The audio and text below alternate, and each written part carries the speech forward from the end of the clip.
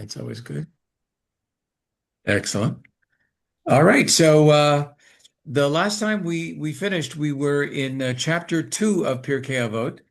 Chapter 2, I think it was Mishnah or teaching number 10, if I'm not mistaken. And we had just finished a part where one of the great rabbis who was a student of Hillel, this great rabbi was named Rabbi Yochanan ben Zakkai. He had five primary pupils. And these primary pupils were told to go out, leave the study hall, and their assignment was to go out and find the most desirable and praiseworthy character trait for a person Yeah. to develop.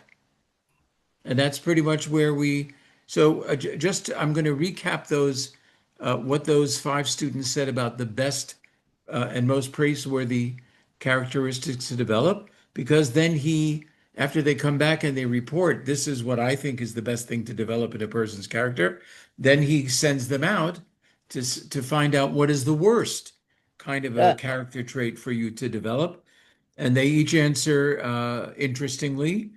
So I just wanted to recap what they said about the most praiseworthy traits. There was a Rabbi Eliezer who said the best trait to develop is an ayin tova, which means a good eye. And we discussed that this was not meant, ophthalmologically, a good yeah. eye, but it meant to develop a generous eye, that the way you size up things is very generous and as positive as possible, that you try to judge things, situation, people as positively as you can, to be as appreciative as you can when you look at things, to compliment people, to thank people, etc. And all of that is subsumed under the idea of having a good eye. Then came Rabbi Joshua, who said one of the best character traits to develop is to be a chaver tov, which means to be a good friend. And by that, he meant a lot of things, but primarily to be a good friend, to have a good friend. Friendships, as we all know, are very, very critical and important for each and every one of us. To be a good friend, to have a good friend. Many people say, wow, if I only had one good friend, I would be very, very. I can have a lot of acquaintances, but I wish I could have that one good, solid, dependable, can talk about anything kind of a person. And that's what Rabbi Joshua said was his favorite character trait to develop. Rabbi Yossi comes back with the answer. The best character trait to develop is to be a shachein tov, to be a good neighbor. But not only to be a good neighbor, but also to live in a good neighborhood. So, for example, if you find a house, an apartment, or some living situation that is very good for you financially, is not a lot of rent and not a lot of mortgage, whatever, but you live in a place that doesn't necessarily match your values, your ethics, your morals, and it's something very, very different than the kinds of core things that you believe in, maybe that's not the best neighborhood to be in. So you want to be, says Rabbi Yossi, a shachen tov. You want to be a good neighbor, and you want to live in a good neighborhood that supports the things that you feel are important. Because if you live in a different neighborhood, they may pull you away or distract you from the things that you feel are important. And then all the things that you feel are very critical in your life start to dissolve because you become like everybody else instead of living in a place where other people support what you feel is important. Then comes the fourth student, Rabbi Shimon, who says the best character trait to develop is haroeh et hanolad, somebody who can see things into the future. But again, here he's not talking about a crystal ball. He's not talking about magic. He's talking about somebody who can consider the consequences of what they do and what they say. So, what does he mean by that? He means think ahead. Don't be a compulsive person. Take things slow. Consider things. Consider a situation. Consider what you say and what kind of an effect it may have. Be careful in your words, be careful in your deeds. Evaluate. And again, I said the word, don't be compulsive. Don't just do things right away, but give it some thought, let it cook a little bit. And that's, according to Rabbi Shimon, the finest character trait you can develop. And then comes the fifth student, Rabbi Elazar, who says the best one to develop the best character trait is a lave tov, to have a good heart. To have a good heart, be kind, sympathetic, compassionate, empathetic. And I mentioned last week that for many people and many organizations, they often give somebody who's been a stalwart volunteer in the organization, somebody who might have even donated some money to the organization, they will often give them the Lev Tov Award. And that's the award for an individual that has just an overflowing heart. And then, so they come back with these answers, and Rabbi Yochanan ben Zakkai says, I like all the answers, but I think that what Rabbi Elazar has to say is the best answer because what he says about having a good heart can likely lead you to the other four characteristics. So, before we go on to he asks them now to leave the study hall again and to find what is the least praiseworthy characteristic to develop. Before we look at that, does anybody have any questions, comments on what we've mentioned so far? Okay. So now they go out and find out what is the worst characteristic. We're not going to be surprised by 4 out of 5. The rabbi who said the best is to have a good eye, he says to have a bad eye. What does that mean? To be stingy, to be jealous, that kind of a thing. The one who said it's best to have a good friend comes back and says the worst thing to have is a bad friend. We're not too shocked or surprised. Then the one who said the best thing to do and to be is a good neighbor, he comes back with the answer. The worst thing is to be and to have a bad neighbor. The one who says you should have a good heart, that's a good thing to develop, comes back and says the worst characteristic is to have a bad heart. The only one that answers differently is Rabbi Shimon, who said the best characteristic is to think ahead and imagine the consequences of what you do or say. But now when he's asked what's the worst characteristic you can have, he doesn't say not thinking of consequences. That's not his response. What he says is, he says the worst characteristic you can have is to borrow but fail to repay. Now, I don't know if I would have come up with that. That's a little bit out of the ordinary, not something that I would have expected. Worst characteristic is to borrow and not to pay. I think the average person does not do a lot of borrowing. A shovel, whatever, money. But I think the average person can go through an entire lifetime without doing a whole lot of borrowing. So he's talking about kind of a smaller percentage of people, but he says that's the worst characteristic you can have, and you must work on it, is to be one who borrows but never repays. So the commentaries have a lot of things to say about that, and I'll just mention maybe one or two things. What he means by that is to say that you become a very untrustworthy person. And that is not something you want to be.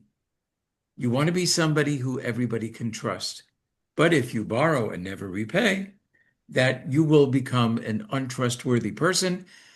And that's kind of a hard label to fight. So if you do that one time and you don't repay, and all the other times you do repay, people may not be quick to lend things to you, whether it's money or a tool or whatever, because they kind of remember one time you didn't repay. Other commentaries say he's probably in the bigger picture talking about reputation. If you are a person who borrows but doesn't repay, that is going to harm and sully your reputation. And why would you want to do that? So these are the kinds of responses that these five students came back with. And I remember at the end, I'll ask again. Anybody want to say anything about what you personally feel is the best characteristic to praiseworthy to keep working on, or the worst characteristic that you want to dissolve out of your um, repertoire of characteristics? Um, if anybody has anything to say about that, a comment, a question, etc., I'm happy to hear it. Otherwise, we'll go to the next level of what this entire teaching is all about. I've got a. So, good. How you doing? I'm all right. How you doing? Thank God. Are you right? Are you driving or sitting in a car? I'm just parked right now. I just finished doing a drone flight for some large scale development, so I'm just kind of parked away right now. Oh, But wow. Okay. I've got a question. Sure. So go ahead. Yeah, go ahead. So you mentioned that a lot of the rabbis' commentaries on what was a good characteristic or the best characteristic. On the flip side, they gave the alternative to go with their positive, Yes. except for one. So the Yes. one that said, "Don't be a bad neighbor," and then you had one that said don't pay or make sure you pay back something that you borrow. But wouldn't not paying back something that you borrow or being untrustworthy, wouldn't that fall under don't be a bad neighbor? Isn't that kind of like Yeah, one of you're right. The one who said a bad neighbor is different than the one who said make sure that you repay whatever you took. Make sure you repay. So right? a lot of these things can have an overlap, no question about it. The curious thing was that the one who said a good characteristic is to think ahead and think of the consequences of your words and actions didn't come back and say the worst characteristic is not to think ahead. He had like a whole other teaching, and that whole other teaching was to borrow and not repay is the worst kind of a thing. So yeah, a lot of these things can overlap into the other.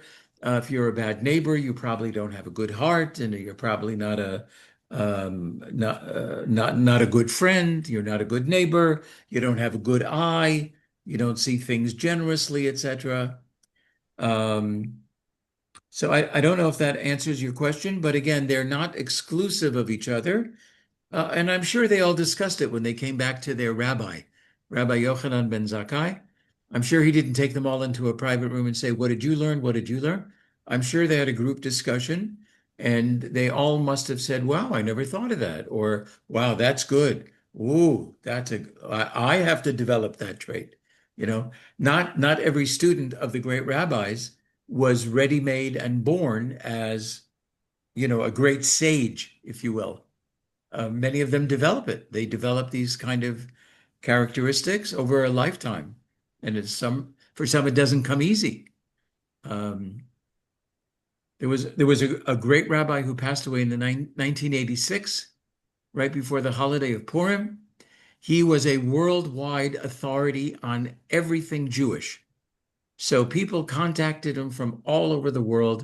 1986, we're not talking about a whole lot of cell phones and stuff like that, not a lot of technology. And but he was the most influential rabbi at that time as far as being an authority on Jewish law. But he also had a temper, and he had to work on it. And I may have mentioned this at some previous time. His sister was asked about his temper, and she said, uh, those people who say now that he's got an excellent temper, I just want you to know, as his sister, he really worked on it. So, you're not born with these kinds of things. You develop it. You look at other great individuals and see how they're developing their characteristics and their positive traits. You try to stay away from what might be a negative trait of somebody that you love, adore, respect, put on a pedestal. And what we've probably found out is that nobody except me is perfect. So I just wanted to throw that in. because it's very important to know from the outset that I'm the only perfect person. At least, uh, We've all that. We knew. what was that? I said we knew. We all kind of had a group discussion before we all got in the class, and Oh, thank you so much. Wow. Okay, that's a Zoom that's a Zoom click that I was not on. Okay, well, I thank you very much. Anyway, so anybody have anything to say at this point before we move on to like the next piece of this? This is a large teaching that takes up pretty much a good part of the rest of chapter two. So, So I have something, Rabbi. yeah, sure. Oh, did I just cut somebody off? No? Oh, okay.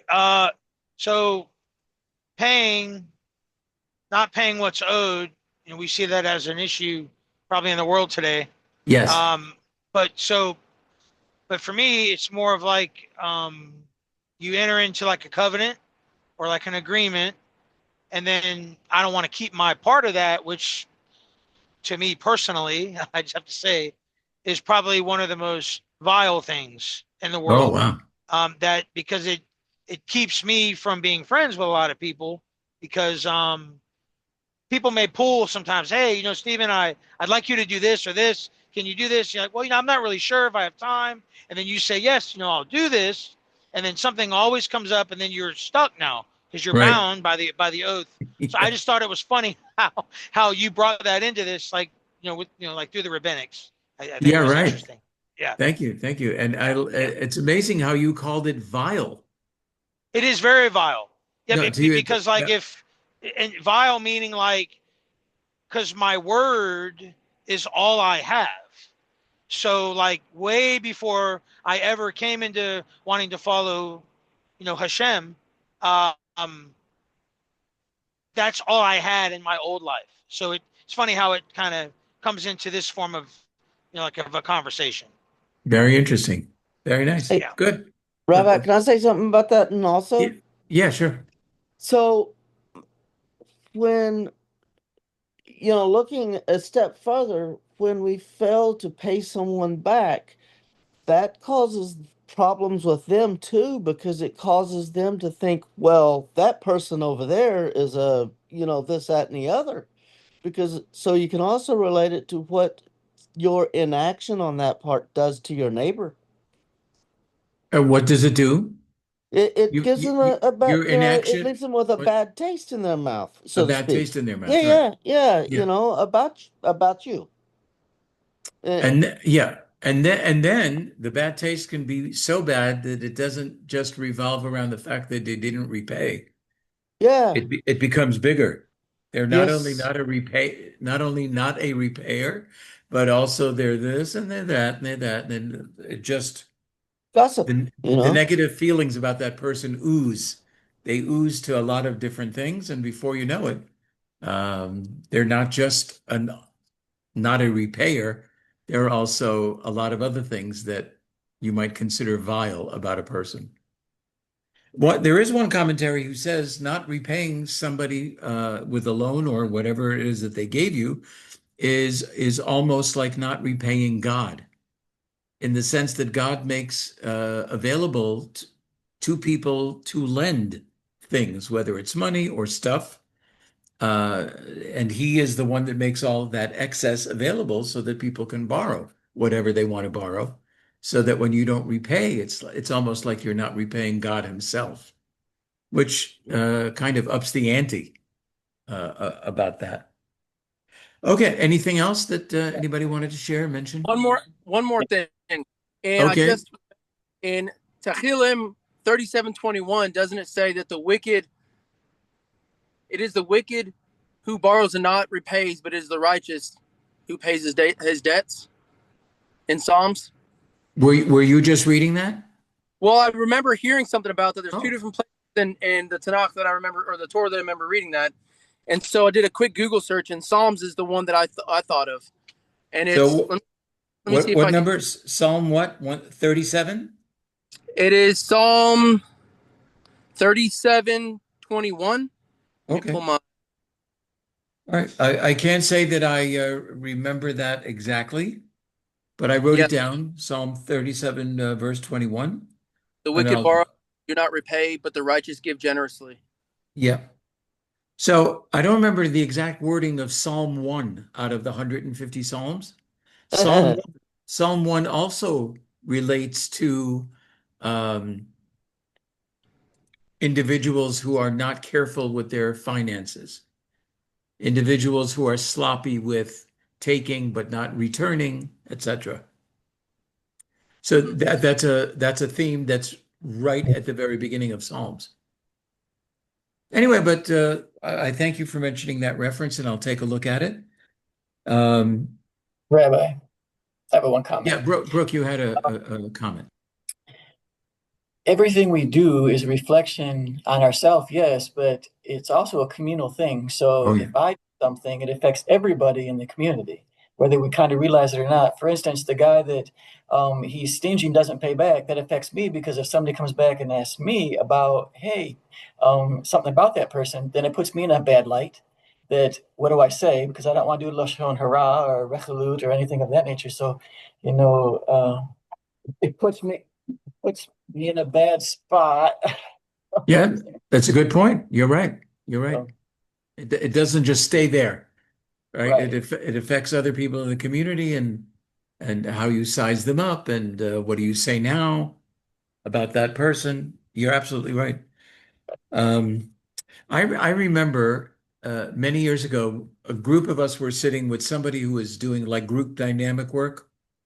I don't remember their title or anything like that. But what they did was they came into the room. There were about 25 of us sitting. They came into a room and they had this big ball of knitting wool, big ball of knitting wool. And they took the ball and they threw it to somebody in the group. And we weren't necessarily sitting around in a circle. I don't remember that. But we were 25, 30 people sitting, with each other.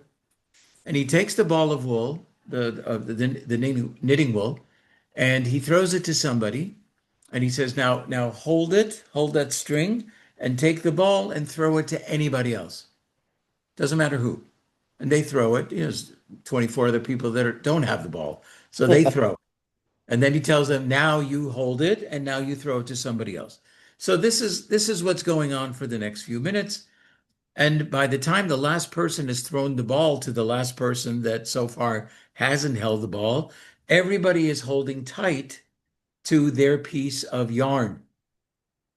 And now the guy says, I want you, whoever, he's pointing to somebody in this group of 25 or 30, I want you to now give a tug. Give a tug on your piece of yarn. And what happened? Affects everyone. Everybody felt the tug. Not just that person, not just the one that it was connected to, but because they were all intertwined, pun intended, because they were all intertwined, everybody felt that tug that that one person did.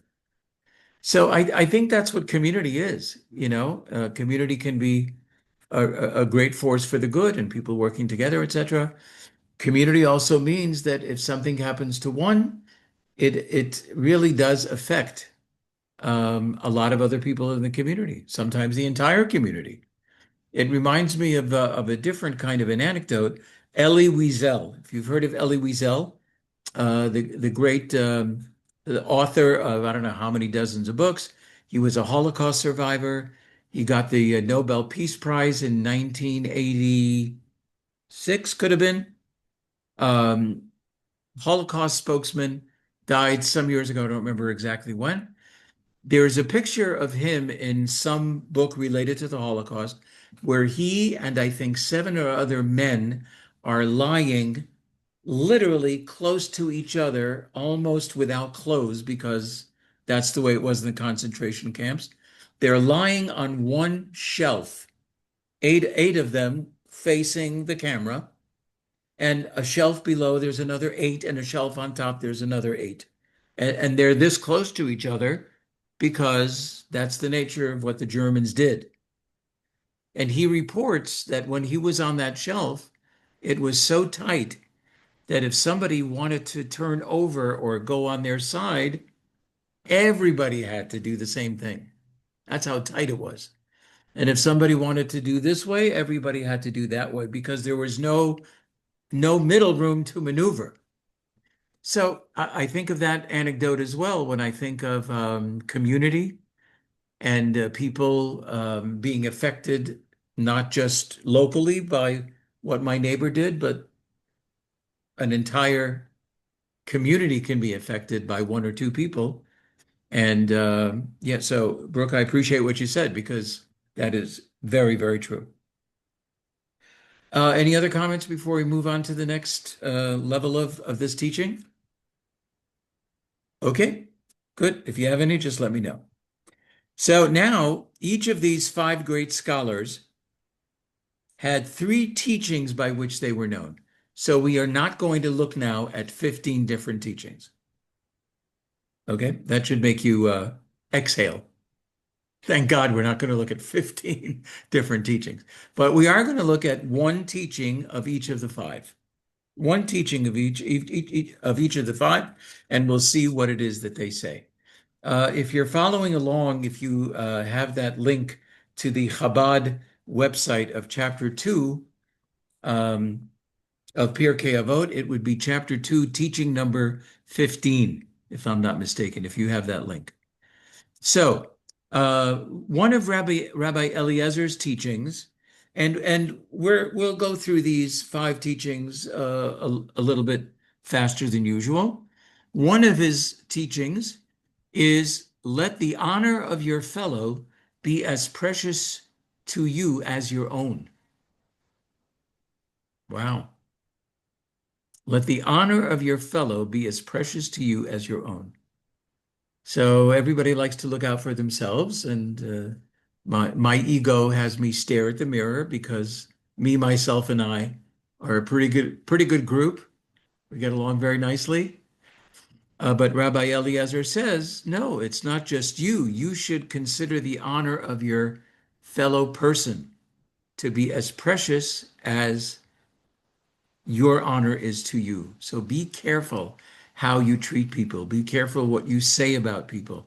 Be careful how you look at people. Be careful not to demean or to insult people. One of the great rabbis of the previous century, Rabbi Joseph Soloveitchik, who I may have mentioned before, he says to recognize a person is not just to identify that person physically. That's not all recognition of a person means. He says it's more than that. It's recognizing the person has a job to do, and only that person can do it properly. To think of that person as irreplaceable. That's what he adds as a commentary of let the honor of your fellow be as precious to you as your own. Consider that person that whatever they do is irreplaceable in this world. So you say, okay, that person is a plumber. How many plumbers can you meet? They're all the same. They're all the same. They do the same stuff. But Rabbi Soloveitchik says, no, the plumber that you know, treat him as if they're the only plumber in the world, that this is what their mission in life is for now, and treat them with the utmost respect, even if all they do is they are sanitation workers. You treat them as though they are irreplaceable. And that's part of honoring your fellow. And that honor should be as precious to you as your own honor to yourself. So I think it's a very lovely teaching. Be careful not to publicly embarrass or insult people or humiliate people, either in public or just, when the two of you are talking or interacting. Be sensitive, protective of other people's self-esteem as you would be of your own. So that if you're in a group and somebody is saying something not exactly nice about somebody, you can sit there and say, I don't know, should I say something? I don't know. No, if you have something to say that would defend that person, don't even think twice. Say, I hear that you have a certain experience with Charlie, whoever. I want you to know that I have a totally other experience with him. And that is to one's credit to be able to say that. and to consider the honor of somebody else to be as precious as your personal honor is to you. So I think that's a very, very beautiful teaching. The next rabbi, the second of the five rabbis, Rabbi Yehoshua, he said the envy, the evil impulse, and hatred of humankind drive a person from the world.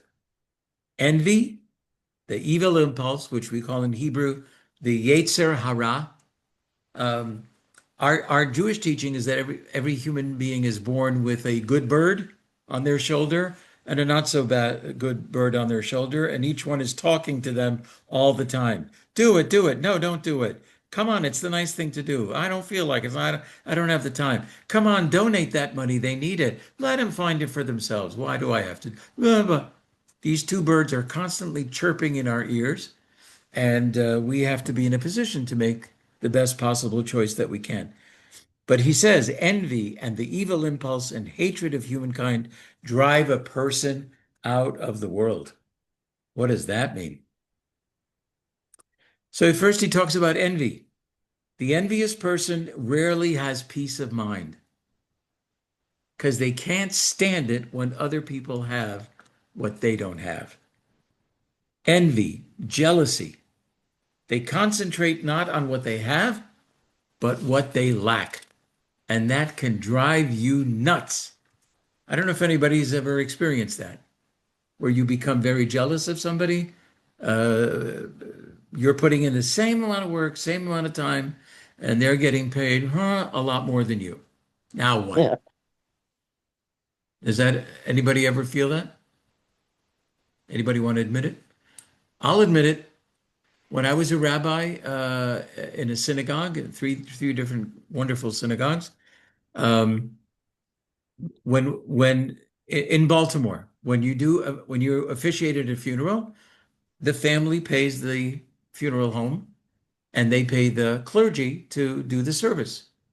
You meet with the family, you write a eulogy, deliver the eulogy, go to the cemetery, go to the house after, etc. It's a lot of time investment, and it's not always with just members. It could be people who are not members of your synagogue at all. And that was the custom in Baltimore. The clergy got paid to officiate at funerals. And we had a cantor, somebody who chants the services, who would come into the service, chant prayers that he's supposed to chant, and after that, leave. And he didn't do any of the other parts. And I found out that he gets paid exactly the same as I do.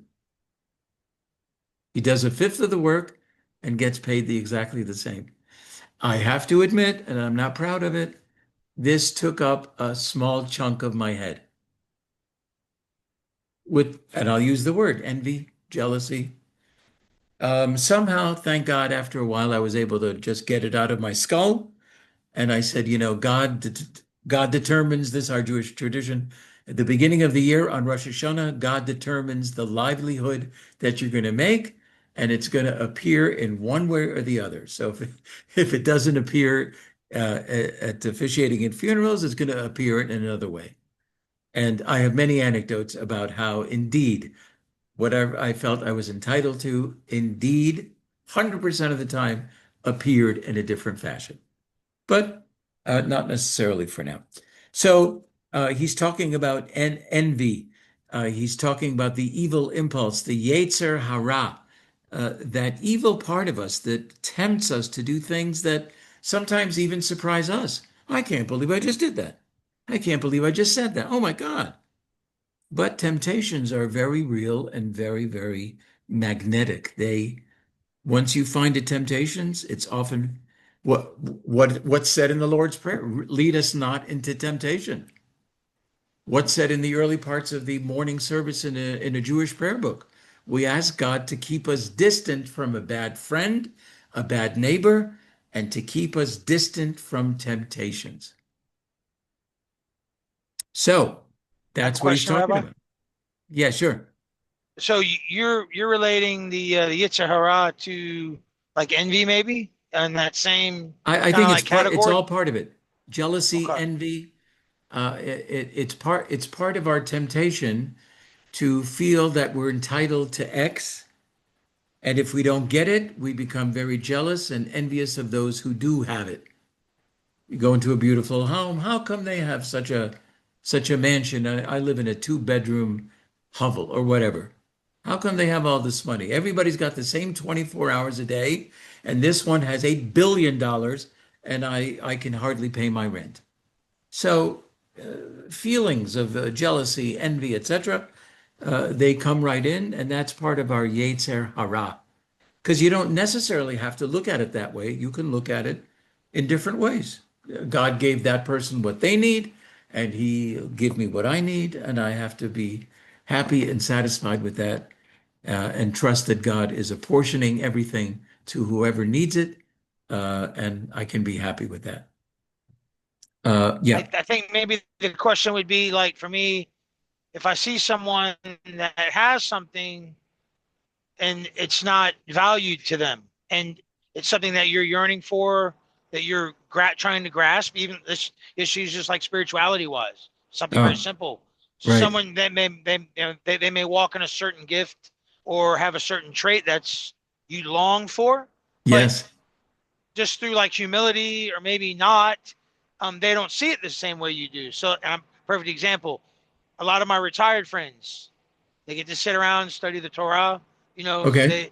I'm not there. Like I'm 50. So like I yearn for more Torah time, for more be able to do like Beit Midrash, things like this, but I'm stuck, having to work. So at that point, one would have to find time to have that time of study, and Yes. but that little bit, that hour or that 3 hour block is so like important. And so when you Yes. maybe see someone who's retired and Right. has a different life, you Right. just you ask Hashem, you're like, well, maybe when I get to that point one day, I'll be Yeah. able to study. If that's making sense, it's just something Yeah. that I personally struggle with. I wanted to Right. share Right. that. Sure. So there is a virtuous part of envy, and that is being envious of people who are doing virtuous things. So in that sense, envy is not a negative trait.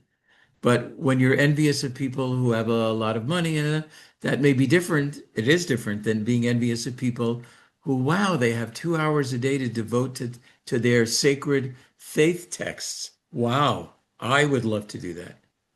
So that's a positive aspect of envy, to envy people who are doing noble things and good things, and to be jealous of their ability to do that, to have the time, the patience, whatever, to do that. So yeah.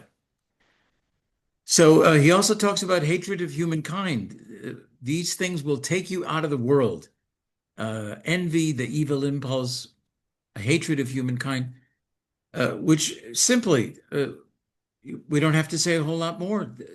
There are some people who are just hate other people. I don't have, do I have to give examples?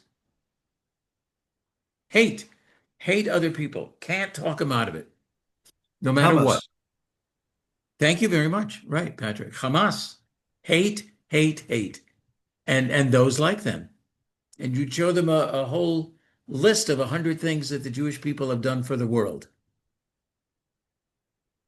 ways that we've improved the world with whatever technology, morality, whatever it is, it makes no difference. It doesn't impact them because they're haters. So anybody who has a hatred of humankind or a piece of humankind. So what do envy and the evil impulse and hatred of humankind, what is their net effect?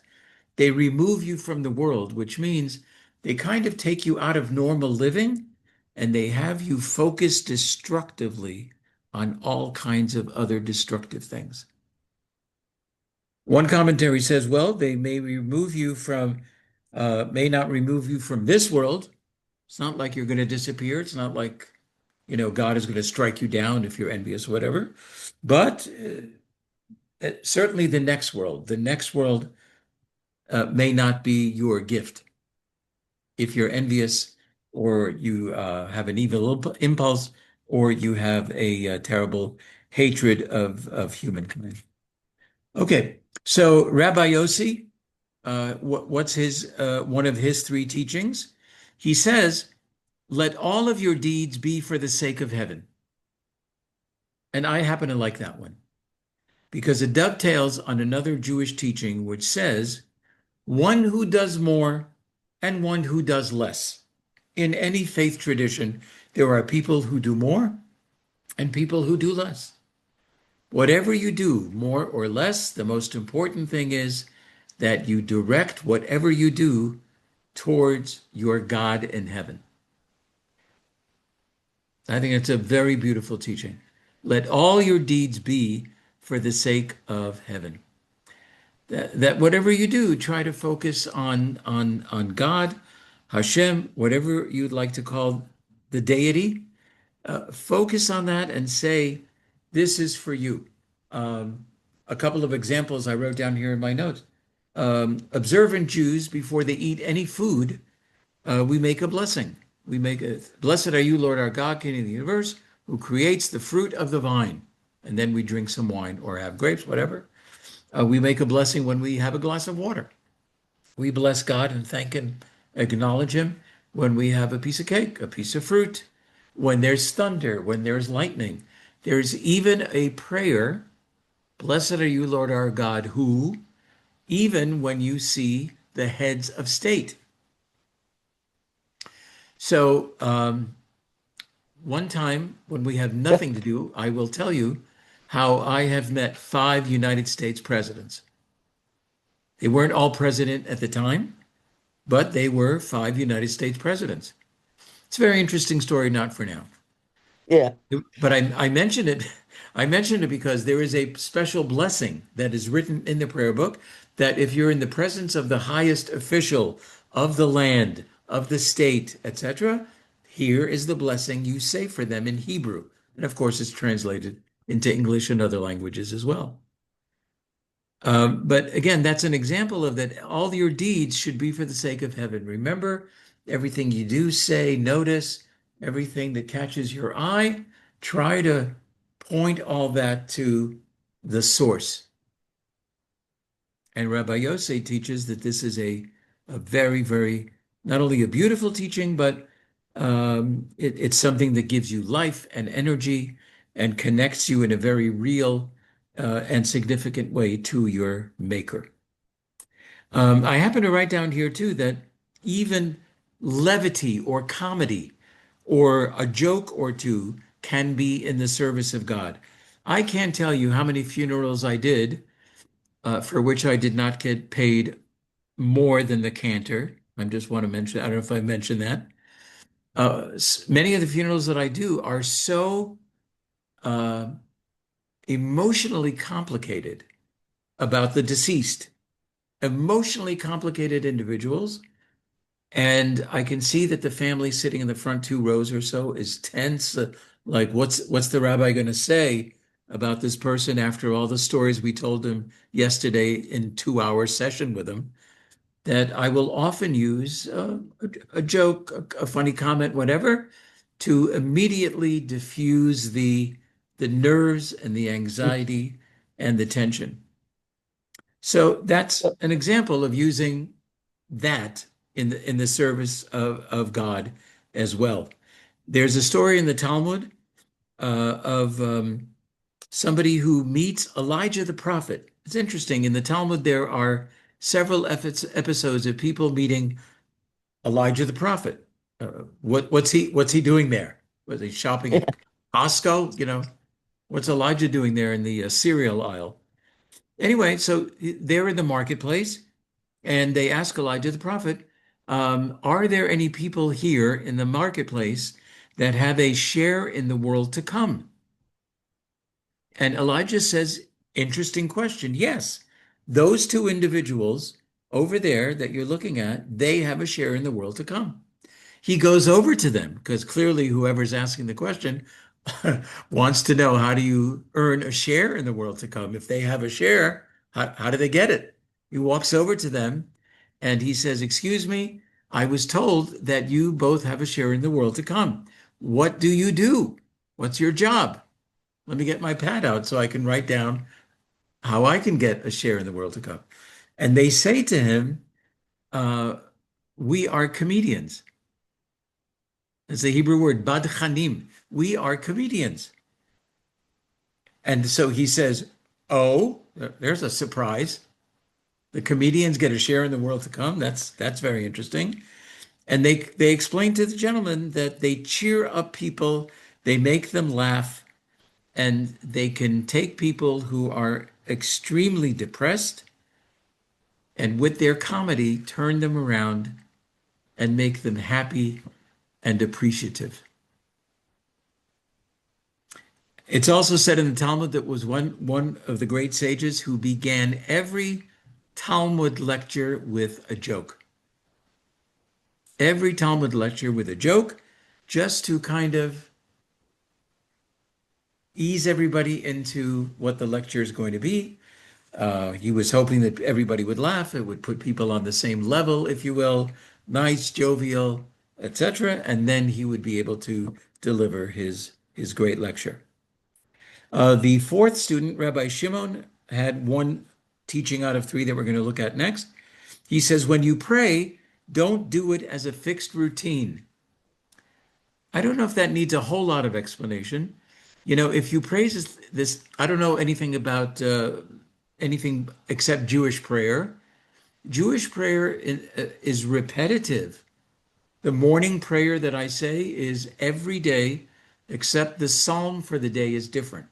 The psalm for the day of Monday is different than the one for Wednesday, different than the one for Friday. Otherwise, pretty much what I say Tuesday morning in my prayers, I say Wednesday and Thursday, and they said it 500 years ago in the same way, and my grandchildren will say it in the same way years from now. So Rabbi Shimon says, be careful that when you pray, don't do it as a fixed routine. Don't just say the words, but focus on them, concentrate them, feel it, because words said over and over again can feel so routine that after a while they seem lifeless. It sounds like a blah, blah, blah, blah, blah, blah, blah, blah, blah. My brother and Rabbi, I, what tractate was that? which part? The one you just quoted was that a specific tractate? The one That about the comedians? no, no, sir. When you pray, is it a particular tractate that you're reading out of? No, Um, that is chapter 2, lesson 18. If you go to well, the okay. Chabad text that I've put on our WhatsApp group, that Oh, is yeah. chapter 2, verse 18, chapter 2, teaching number 18, where Rabbi Shimon, one of his three lessons is when you pray, don't do it as a fixed routine. Don't let it become cumbersome and burdensome upon you. Let it be something fresh all the time. And I have to work at it because I pray every day 3 times a day, and I have to add little things in. Prayer for the hostages, a prayer for people who are not well, a prayer for people who are bereaved, a prayer for people who this, who that, prayer for people who want to get married and they're 55 and they still haven't found the person that they want to be married. So every day I try to freshen up my prayers, and this is really the motivation. Don't let it become routine, burdensome, cumbersome, and ultimately something that has the danger of being avoided altogether because you've had enough of it already. So freshen it up is what he's saying. And now the fifth student, Rabbi Elazar, one of his three lessons is know how to answer a heretic. Wow. Know how to answer an apikoros. That's the term in Hebrew, an apikoros, taken from the Greek philosopher Epicurus. Apikoros, Epicurus. I didn't know a whole lot about Epicurus and the Epicurean philosophy. He lived in the 300s BCE, before the Common Era.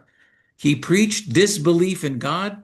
He advocated narcissistic pursuit of pleasure, eat and drink and be merry, for Tomorrow we may die. that's right, tomorrow you may die, so get it all in now.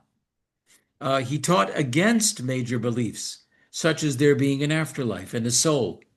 And he had apparently contempt for religious pursuits and scholars, sacred texts, didn't like any of that. So Rabbi Elazar, one of his three primary teachings, know how to respond to a heretic. Wow, that's a big job. You've got to know especially a lot. You have to know a lot to be able to respond to all the different questions and accusations that people can fling at you, no matter what faith tradition you are following. You have to know a lot of text but he says this is a very important thing.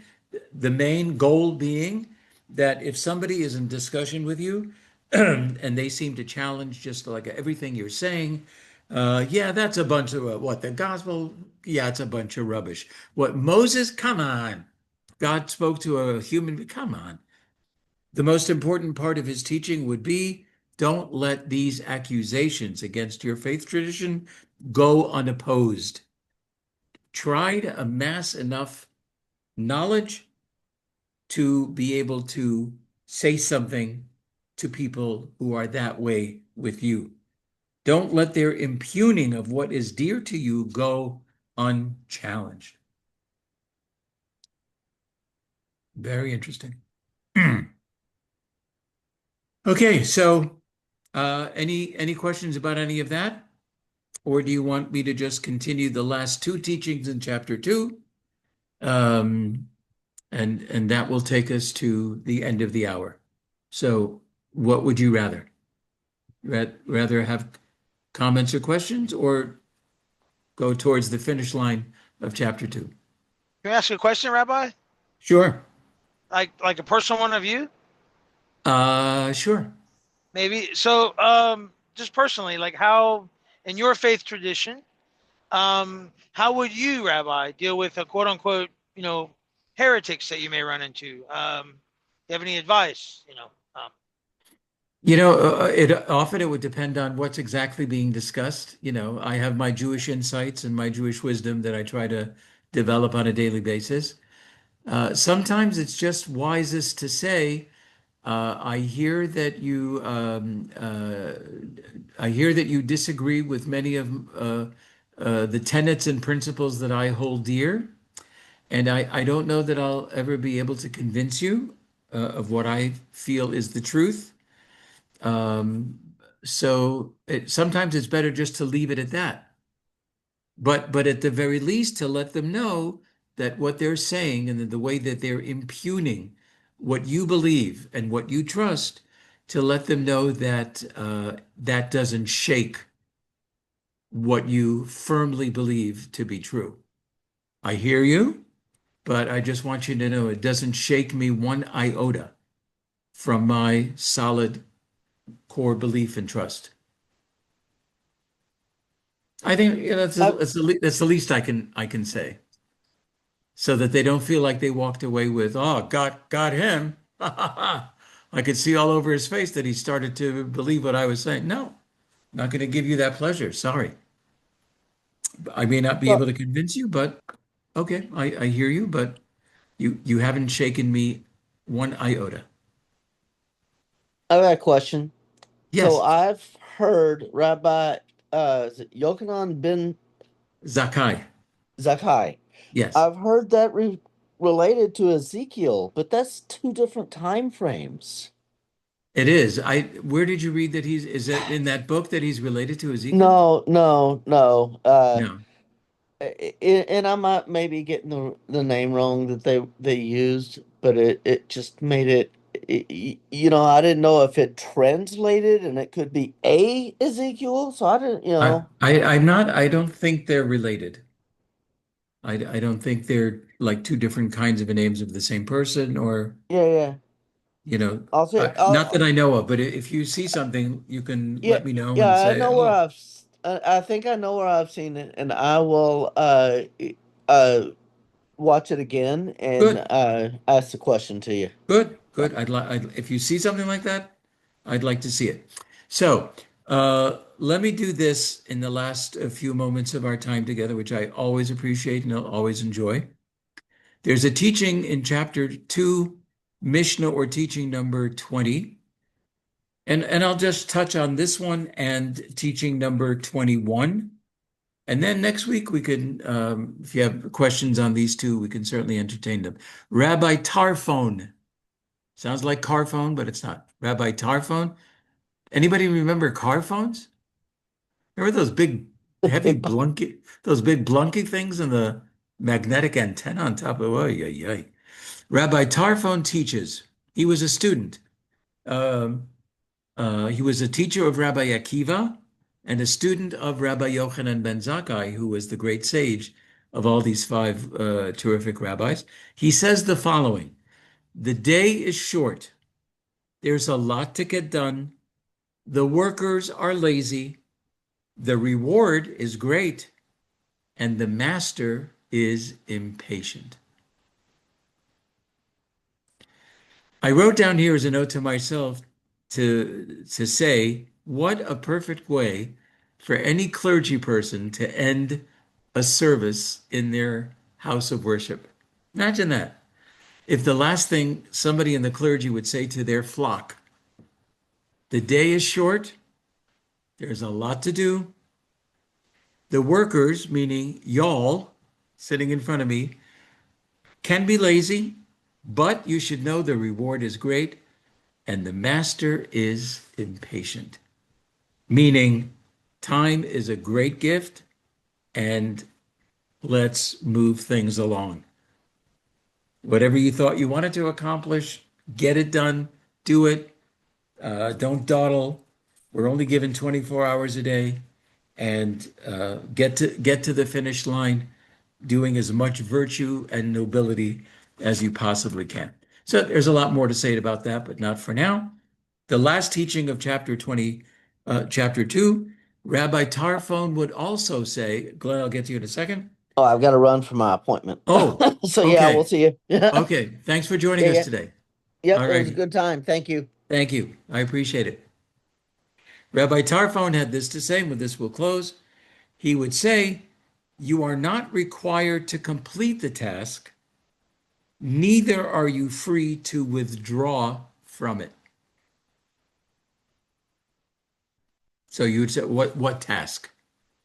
Well, whatever task you think he might be talking about.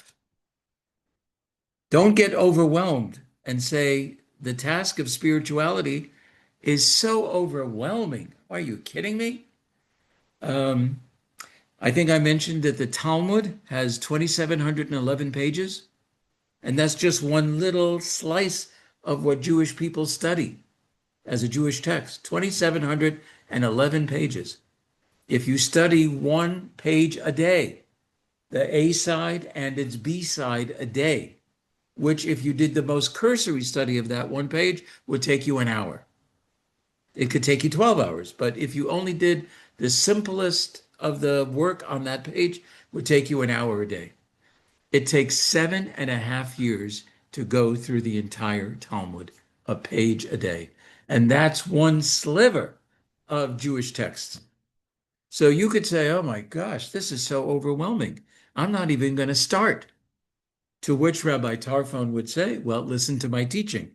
It's not upon you to finish all the work. At the same time, you're not free to just back off from it. Bottom line, do what you can. Give it a little every day, a few minutes of your spiritual work, whatever it is, text, meditation, whatever that spiritual work is best suited to you, prayer, whatever it is. And do the best you can with the time that you have. Can you get more time? Try to add more time, but don't feel you have to finish the entire thing. A huge cake at a wedding. You don't have to finish the whole thing, but would be an honor to us if you had a slice. If you could have a slice of that cake, we'd be so happy. We'll take a picture. It feels like you've participated. It would be a very nice thing for us, would honor us. So that to me is a beautiful, beautiful teaching. Remember the goal. The goal is daily, whatever it is. Do that spiritual work on a daily basis, but you don't have to finish it. But you're also not free to not get involved at all. So it's a balance. A lot of life is a balance, and that's just another example of what it is to have balance in your life. So we have now completed chapter 2. There's 6 chapters. We're a third of the way through of Pirke Avot. And oh, I see it's 5 minutes overtime. So if anybody has something quick you'd like to say, comment, question, happy to hear it. Otherwise, if you want to write something on the group or write something personal or ask something personal, happy to look at it and respond in a timely fashion. Otherwise, I would say thank you very much for joining us. Appreciate that you're here and you're Thank you, Rabbi. interested. My pleasure, my pleasure. Have a good week. Those that do a Shabbat, have a good Shabbat. And God willing, we'll see you next Wednesday. Thank you, Rabbi. Okay, Bye. everybody, just be well and shalom. Let there be peace in the Middle East and everywhere else, God willing, God willing. Amen. Thank you.